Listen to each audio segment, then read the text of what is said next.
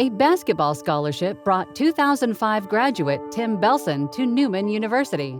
But after 1 year, he left the sport to immerse himself into his academic journey. With the help of several faculty members, Tim decided to study English and journalism and began writing for the student newspaper. So I was like a staff writer on the Vantage for the first semester and really fell in love with journalism in a way I had not expected. And it became really a second home for me while I was at the university. I spent many nights in the Vantage offices, both when we were on production schedules and just hanging out with the other staff. The fellow students and the faculty who worked with me on the Vantage really became kind of a second family on campus. Tim's first introduction to law school was a class trip to an open house at KU Law.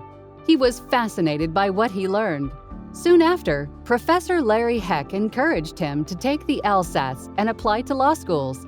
After graduating from Washburn with his law degree, Tim transitioned into a 2-year clerkship with a federal judge in Lawrence, Kansas, before moving to Washington, D.C. to work for the Department of Justice. So during my time at the Justice Department, I worked on a range of cases. I did some criminal prosecutions. I primarily did civil litigation involving immigration fraud. And sort of the bulk of my career at the Justice Department was involved in prosecuting immigration fraud related to concealing war crimes, terrorist offenses, human rights violations, and holding those individuals accountable for the atrocities and the crimes that they had committed.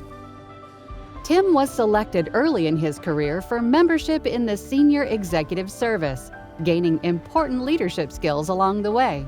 Just a couple of years later, Tim shifted into a new role at the Consumer Financial Protection Bureau that more directly impacted a wider range of individuals. So when the opportunity came up to transition, to go to an office where I could work on cases that affect millions of U.S. consumers, to go to an office where the outcome of some of our cases is that actual consumers, actual U.S. citizens and permanent residents get money back in their pocket that they should not have lost in the first place. And to be able to see cases I worked on where individuals from Kansas get a $6,000 check because of our enforcement activity was just something I couldn't pass up and has been very personally rewarding. Tim likes to give back in many different ways, but his favorite is through mentorship.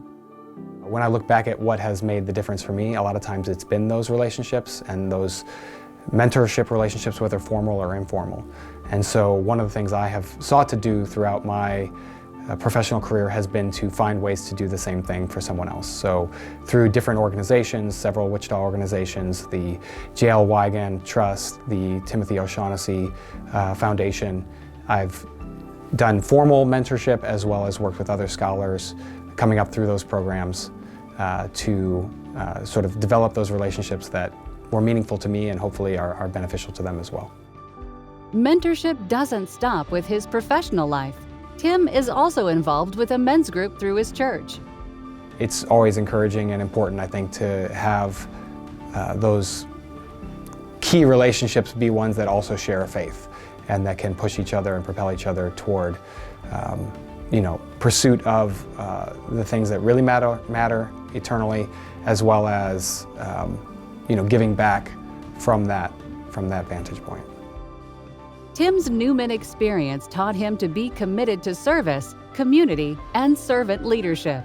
He and his wife strive to instill that in their young children as well. Successes aside, whether or not you've been celebrated or not, I think that what makes it most rewarding is when you make a difference for someone else. And so I hope that that's a constant in their life, whatever their career choice.